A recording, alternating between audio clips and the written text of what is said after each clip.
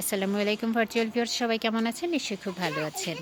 এই যে ট্যাং ফল কীভাবে খেতে হয় এর কাছ থেকে শেখা উচিত। যেটাকে প্যাশন বলা হয়, যেটাকে প্যাশন বলা হয়, আনারকলি বলা হয়। একটু খেয়ে দেখাও তো বাবা, খাচ্ছি তো।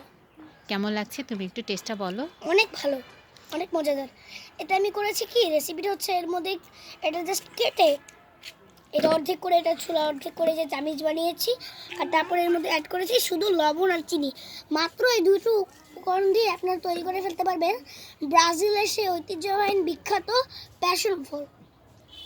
ওয়াও, সে নাইস বলেছে। এর উপর আর আমার কোনো মনে হয় না বিশেষায়িত করার কোনো কিছু আছে। এখানে প্যাশন ফল কিন্তু ব্রাজিলের ফল, যেটা এখন চাষ হচ্ছে বাংলাদেশে। এটা কিন্তু 50 টাকা তার 100 টাকা তার বাজারে পাওয়া যায়। শব্দভাণ্ডার অনেক রিচ, এখানে আমি আর বাড়াতে চাই না। Thank you.